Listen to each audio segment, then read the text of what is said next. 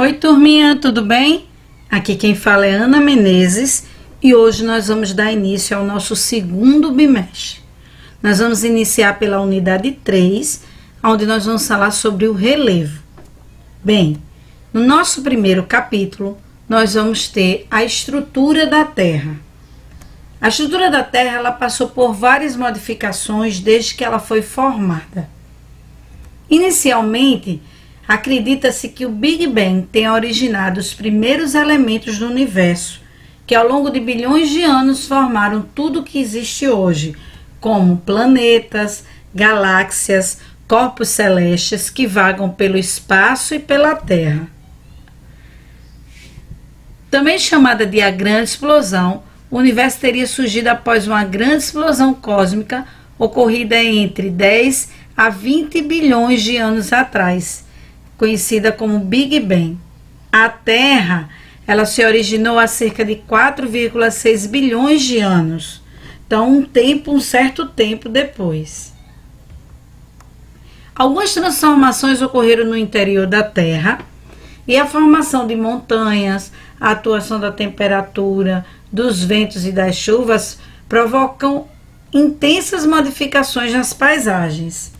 Essas modificações elas são lentas para ser percebida pelo ser humano em curto espaço de tempo, tendo em vista o longo período de modificação dessa estrutura. Esse período é chamado de tempo geológico. O tempo geológico ele corresponde ao tempo de existência do planeta, desde a sua formação até os dias atuais. Nós encontramos nessa imagem, de início, a formação da Terra. Essa imagem ela mostra todo o processo do tempo geológico, passando por várias etapas, chegando até os dias atuais. Então, nós podemos destacar o período pré-cambriano, o período paleozoico, o período mesozoico, o cenozoico, também conhecido como período terciário, e o Cenozoico, também conhecido como período quaternário, até os dias atuais. Então, isso nós damos o nome de tempo geológico, diferente do tempo histórico, que é considerado as datas que nós temos, como data de aniversário, como alguma data simbólica que nós utilizamos nos nossos dias atuais. E como é o tempo geológico? Então, nós vamos agora ver um pequeno vídeo falando sobre isso. O planeta Terra surgiu há cerca de 4 bilhões e meio de anos. É muito difícil mensurar quanto tempo é isso, porque o tempo geológico é muito diferente do tempo histórico, que conhecemos melhor. O tempo histórico se refere à existência do homem, que surgiu apenas alguns milênios atrás. Se todo o tempo geológico, ou seja, a idade da Terra, fosse reduzida a um dia, as primeiras civilizações humanas teriam surgido nos últimos 3 segundos.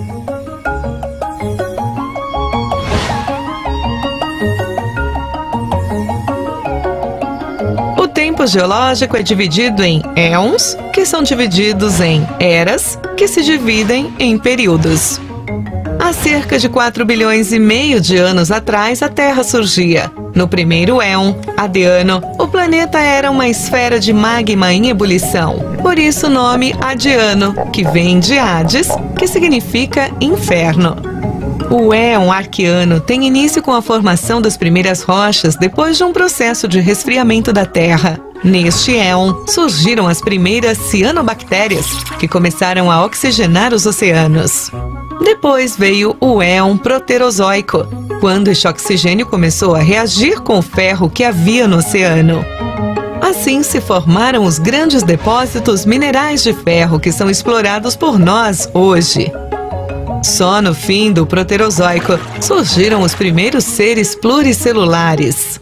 Estes 3 primeiros éons são chamados de pré-cambrianos e representam 88% de toda a existência da Terra. No nosso dia, duraria até 8 da noite. O próximo éon fanerozoico perdura até os dias de hoje, dividido em eras paleozoica, mesozoica e cenozoica, que se dividem em vários períodos. O primeiro período da era paleozoica é o Cambriano. marcado pela explosão cambriana, uma grande diversificação dos seres vivos que eram restritos ao ambiente marinho. Os fósseis mais abundantes deste período são os trilobitas, um dos primeiros animais a possuir olhos e uma carapaça rígida. No Ordoviciano surgiram os primeiros peixes, que ainda não possuíam mandíbulas, os agnatas. Só no período Siluriano apareceram peixes com mandíbulas. Evento importante na história evolutiva dos vertebrados. Surgiram também as primeiras plantas vasculares que começaram a povoar o meio terrestre. No Devoniano, surgiram as primeiras florestas e a quantidade de oxigênio na atmosfera aumentou muito. Pequenos insetos e vermes começaram a viver fora dos oceanos. Surgiram os primeiros peixes com pulmões, que deram origem ao modo de vida anfíbio. No Carbonífero, predominavam grandes florestas alagadas com samambaias gigantes, ambiente propício ao desenvolvimento dos anfíbios e insetos. Alguns insetos desenvolveram asas, sendo os primeiros seres a voar. O período tem esse nome devido à decomposição da grande quantidade de matéria orgânica, que originou depósitos de carvão mineral explorados por nós hoje. Os primeiros répteis apareceram no final do período, primeiros animais a botarem ovos, o que prova que o ovo veio muito antes da galinha. No Permiano, o clima da Terra ficou mais árido. No final do período aconteceu a maior extinção em massa da história da Terra. 96% das espécies desapareceram. No primeiro período da Era Mesozoica, o Triássico, surgiram os primeiros dinossauros e primeiros mamíferos de pequeno porte. O Jurássico foi o período do apogeu dos dinossauros, dos grandes saurópodes e dos pterossauros, répteis voadores. Surgiu também a primeira ave. No Cretáceo surgiram as primeiras plantas com flores, que contribuíram para o surgimento de animais como borboletas e abelhas. No final do Cretáceo, houve a extinção dos dinossauros, causada pelo impacto de um asteroide de 10 quilômetros de diâmetro com a Terra. A extinção dos répteis gigantes possibilitou, então, o desenvolvimento dos mamíferos. Na era em que vivemos, a Cenozoica, começa com o período Paleógeno, quando surgiram as primeiras baleias, aves modernas e primatas. Atividades geológicas deram origem a algumas das principais cordilheiras atuais, como o Himalaia, os Alpes e os Andes. No período Neógeno, a fauna passou a ser dominada pelos mamíferos, que se diversificaram e desenvolveram seu tamanho. Surgiram os primeiros hominídeos. No último e atual período, o Quaternário, o homem evoluiu até o estado atual. Começou a andar com duas pernas. O cérebro ficou maior. Dominou as ferramentas de pedra. Ampliou sua distribuição geográfica. Dominou o fogo. Dominou a agricultura e a população mundial começou a aumentar. Aqui estamos, mas a história da Terra não acabou. Todos os dias, espécies surgem e desaparecem. Gostamos de achar que o ser humano é o ápice da evolução. Mas a grande verdade é que estamos aqui há muito pouco tempo para nos considerarmos os donos do mundo, não é mesmo?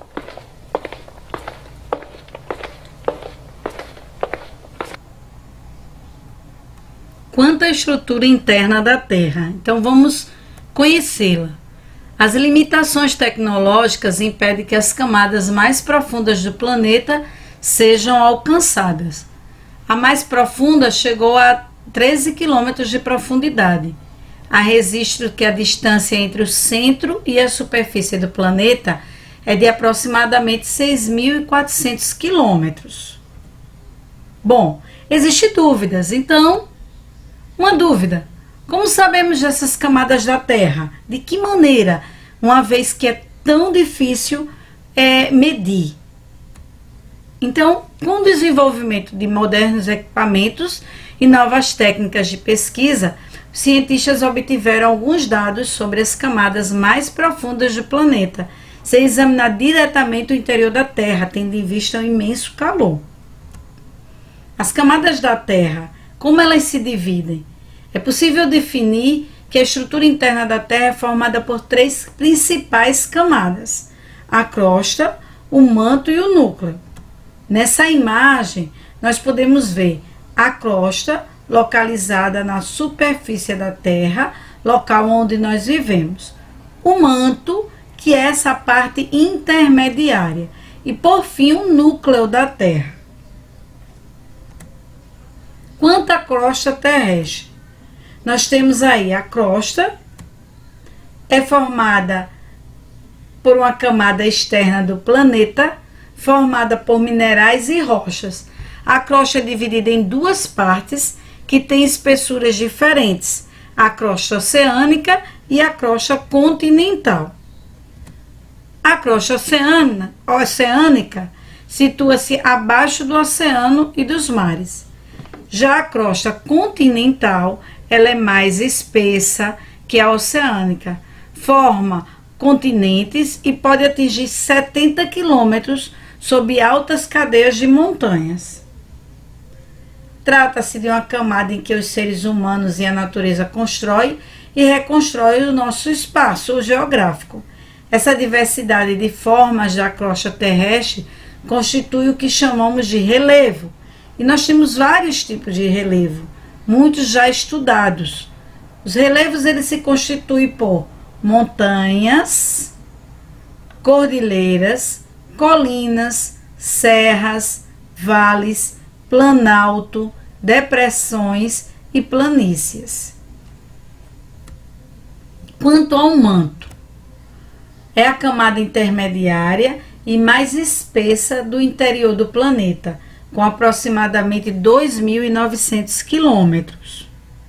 O manto é essa parte intermediária aqui entre a crosta e o núcleo. A temperatura no manto pode chegar a 3.000 graus Celsius.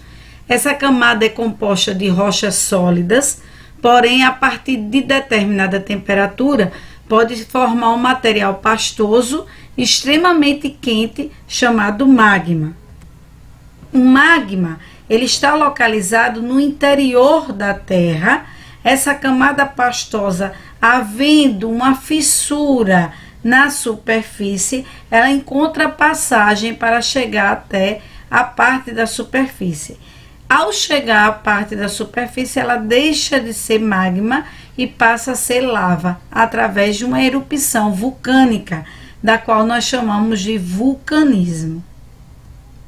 Quanto ao núcleo, é a camada mais distante da superfície terrestre.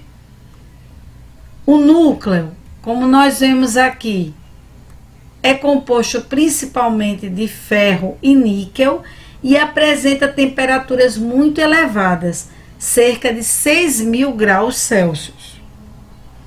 Bem, como seria uma viagem ao núcleo da Terra? É um caso a se pensar. Dessa forma, vejamos as camadas da Terra. Vamos lá? Vamos assistir a esse vídeo que fala sobre elas. Smile and Learn. Hoje, nas camadas da Terra, vamos falar sobre a geosfera.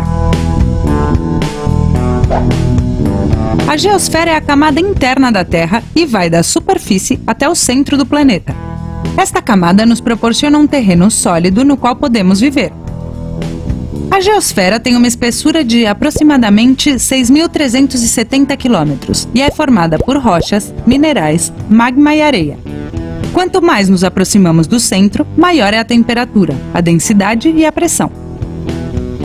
A geosfera é formada por 3 camadas concêntricas que estão em constante movimento: a crosta, o manto e o núcleo. A crosta é a camada externa e mais fina da geosfera. Dependendo da região, pode medir de 5 a 30 quilômetros. É formada pelos continentes e pelo fundo dos oceanos. Na geosfera, podemos encontrar as placas tectônicas, que formam parte tanto da crosta quanto do manto. É uma zona conhecida como litosfera. As placas tectônicas estão em constante movimento, moldando a crosta terrestre. Os movimentos mais fortes das placas tectônicas são os responsáveis pelos terremotos. A segunda camada da geosfera é conhecida como manto e corresponde a aproximadamente 82% do volume da Terra, chegando a 2.900 quilômetros de profundidade. No manto, as temperaturas são muito altas, entre 700 e 1.300 graus centígrados, e é por isso que as rochas que formam o manto estão em estado líquido. Se chamam magma. Algumas vezes o magma passa pelos limites das placas tectônicas, chegando na superfície terrestre. É assim que os vulcões entram em erupção. O núcleo é a camada interna da Terra e tem aproximadamente 3.500 quilômetros de espessura. A parte interna dele é formada por ferro sólido e a parte externa é formada por ferro líquido e níquel líquido. A temperatura do núcleo é muito alta, de 4.400 a 6.000 graus centígrados.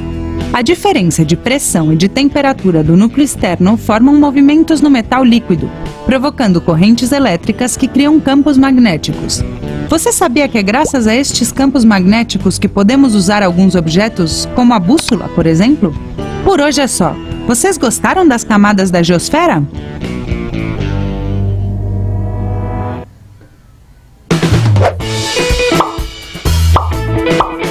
Se quiserem continuar aprendendo, inscrevam-se no canal da Smile & Learn clicando na foca. E se quiserem ver mais vídeos, cliquem nesses quadradinhos.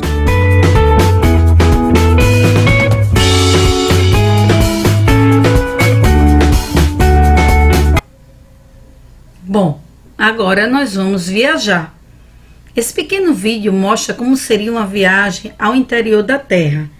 Nós vamos dar continuidade ao nosso assunto e para que a gente possa entender melhor e ter um maior conhecimento, nós vamos assistir mais esse vídeo para finalizarmos a nossa aula. Qual é o lugar mais exótico onde você já esteve? Havaí?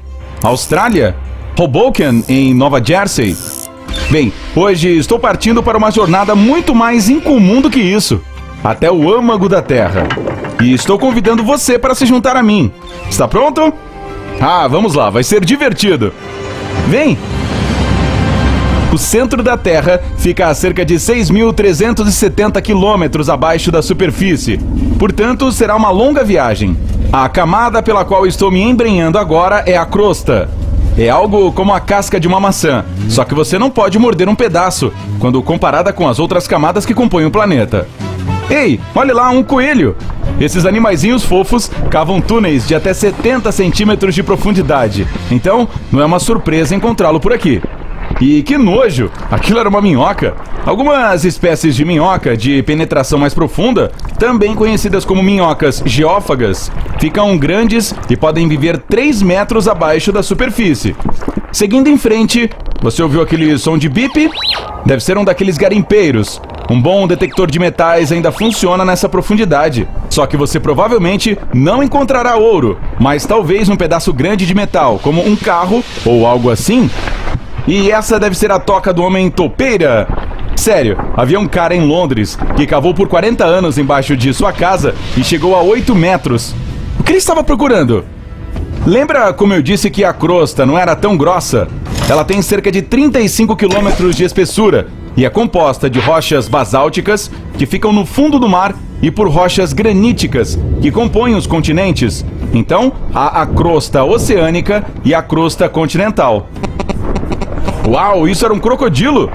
Os crocodilos do Nilo cavam as tocas mais profundas entre todos os animais. Portanto, você pode encontrá-los a 12 metros de profundidade. Aparentemente, não apenas os crocodilos sentem o desejo de se esconder do resto do mundo.